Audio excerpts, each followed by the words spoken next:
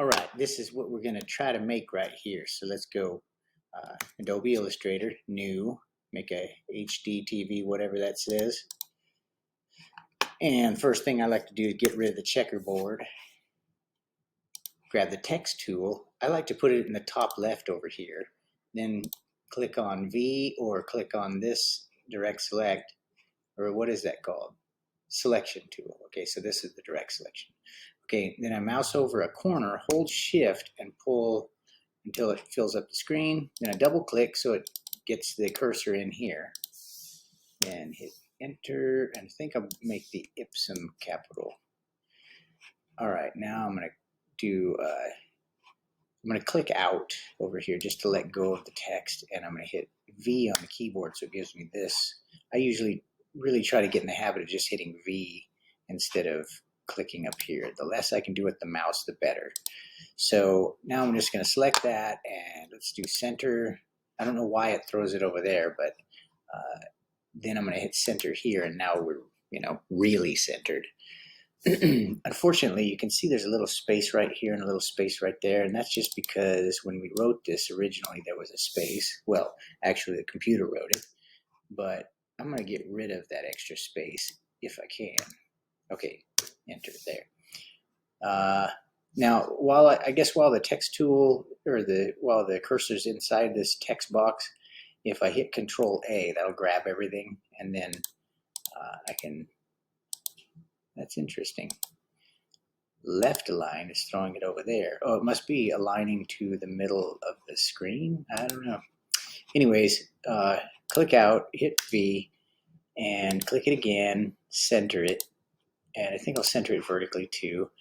Now, that was all just a bunch of little details. It shouldn't have taken so long to explain, but it just does. So I'm going to, this is a font that I like. I've been playing with it a lot, and your system might not have it on it. You have to kind of, with fonts, you have to sort of, install them into your system. So this is I've taken 2 or 3 days of searching for fonts. It actually takes a lot more time than you want it to, but I found this font and a number of other ones that I really like. So anyways, the next step is I want to break these apart, and the way you do that is expand. So I'm going to hit expand and just hit OK, and now you can see it's no longer like a text box. If I double click, it's not going to let me edit the text. I can no longer do that. So anyways, and by the way, I double clicked just now, it went inside the group, and so to get out, you have to know that you got to click out here. So if you happen to click on something like that and you notice that it goes into the group, you can click out and get out of there. So anyways, I'm going to grab this. Oh, I got to ungroup them. Right click, ungroup. And now I can select just the top and bring it down. If I hold shift when I hit the arrow key, it'll jump faster. And I'll select the bottom and hit shift and up arrow. And not only that, but I'm going to, let's go one more time. Yeah, like that. And now I'm going to click on, well, let me select the whole thing and just drag this out till that guideline tells me that I'm the same width as the top. And then that one too. And then I noticed that this almost lines up. So I'm going to click off and just click this letter and bring it over until it looks like it's close enough. I'm going to hit Z and zoom in. Now I'm going to use the direct selection tool. You can just hit A on the keyboard, or you can go up here. And I'm going to grab this point and just drag it up there, and then grab this point and just drag it up there. Okay, so now let me see what I can do with this, because there's a little bit of a corner, if you will, a very mild corner going on there. So I think what I have done before that might help. Whoops, I don't want to do that. Control Z. I think I want to click here and just grab this corner and bring it down. There, that helps. Then I'm going to grab the handle and try to make it look like it's, yeah, I think if I point this handle in the same direction as this, it should give the illusion of smoothness. Same thing here. I'm going to click this, I'm going to bring it to here, and then I think I'm going to pull this handle so that it's in the same line as this, as close as possible, and then it'll kind of create the illusion of smoothness. So now I'm going to hit Control 1 just to back out, and let's see, what do I want to do now? I think I want this whole thing to be like a single thing, and the way to do that is to go Object, Compound Path, Make. So now it's like one unit. I'm going to hit Control Z to put it back, because I only moved that just to demonstrate to you that it's one thing. Now I think what I want to do is I'm going to copy it, Control C, and let's see, what is this? I guess I can't rename that, but I can rename this. So I'll just call this black. And let me make a new layer. I guess I got to click out of here. Oh, I got to make it visible or what? What's going on here? Am I not? Okay, I just double clicked and got out of there. Somehow I was in some sub-layer thing. Now I can hit new layer. So on this new layer, I'm going to put, I guess I'll call it front. And I'm going to go Control Shift V. Remember I copied the black text. And I'm going to click, make sure that this is selected, and just hit Control Shift V. And that pastes another copy, you see. So I'm going to hit Control Z to put it back. I only moved it so you could see. And then I'm going to pick this color, or maybe this color. And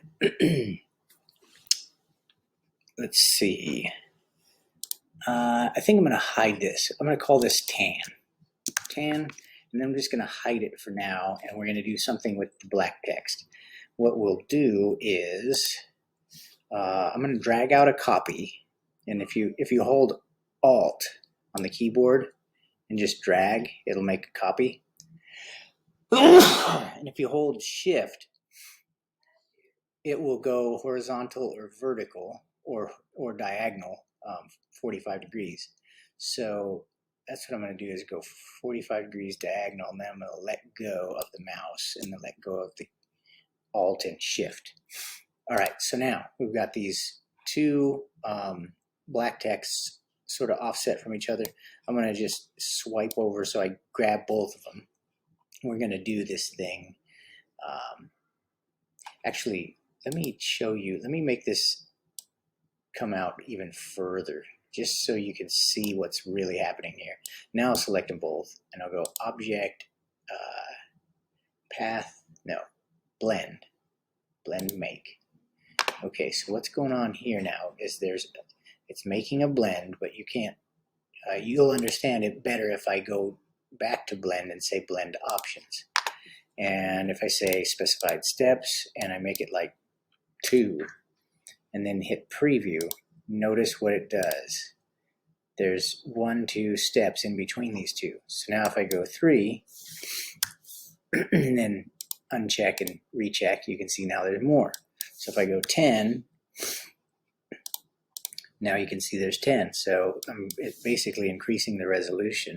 30, uncheck and check. See a little bit of a staircase there. I think I'll go with 50. That should be high enough resolution that it just looks like a straight line. So yeah, I was planning on not having it so drastic, but we're going to go ahead and see what that looks like. So I'll hit unhide on that. That looks pretty good. But to make the tan stand out even more, I'm going to click on just the tan part, and I'm going to go Path, Offset Path, and I will go just like 2, and I'll hit Preview. So that's going to make it expand out just a little bit. Hit OK, and while that's selected, I'm going to go up and make it white. And then I'll click off. I think that looks pretty good.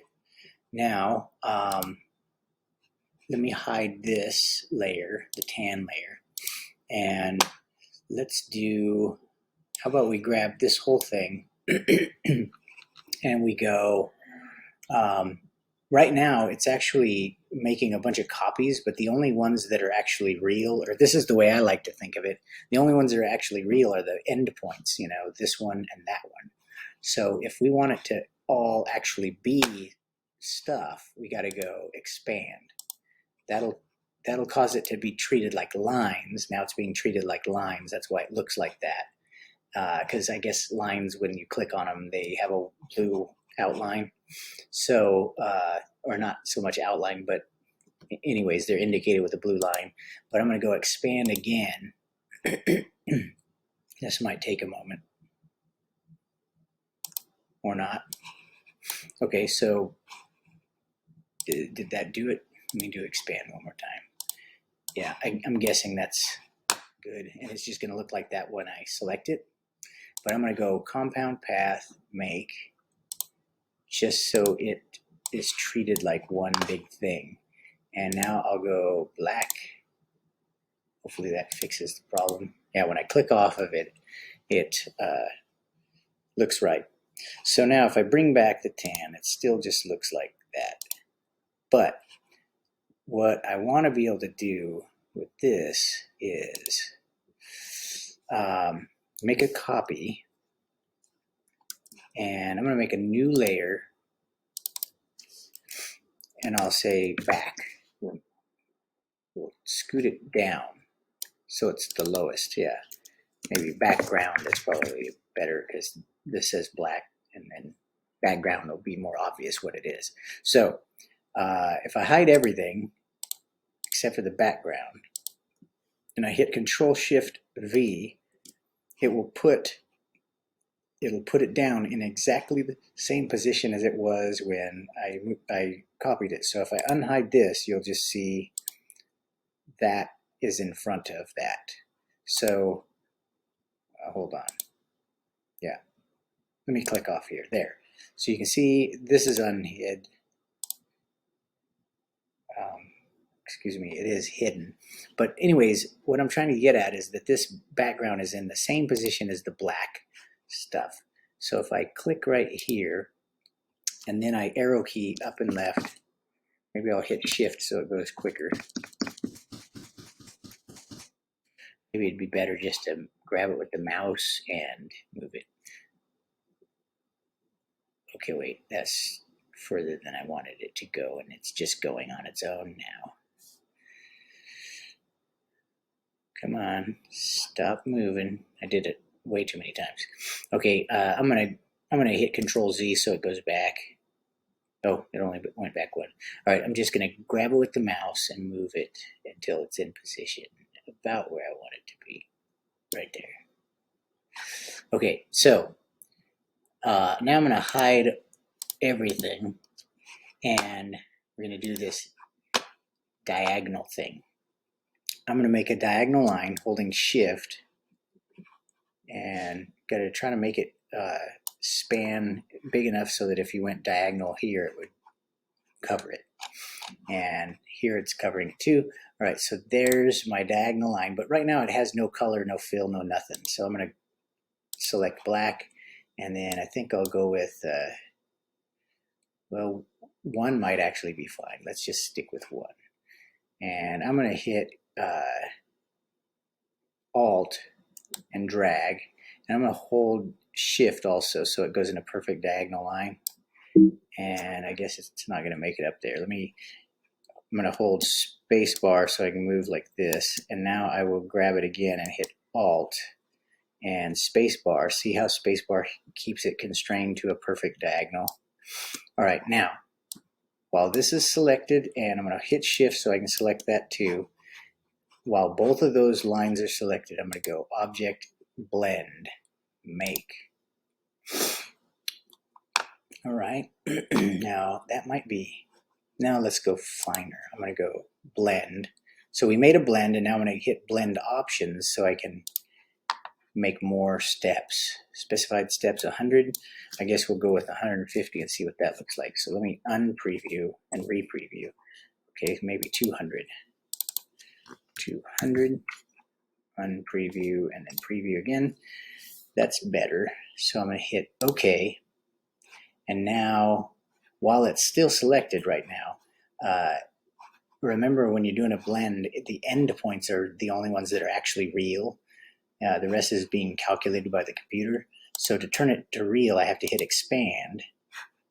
And that treats it like lines. And you can even zoom in if you want. You could look. Right now they're being treated like lines. You can see the center running down. And if we do it again, you'll see the difference is now they're being treated like fills. So while they're all selected, before I click off and lose them, I'm going to hit Object Compound Path Make to sort of cook them into a single thing.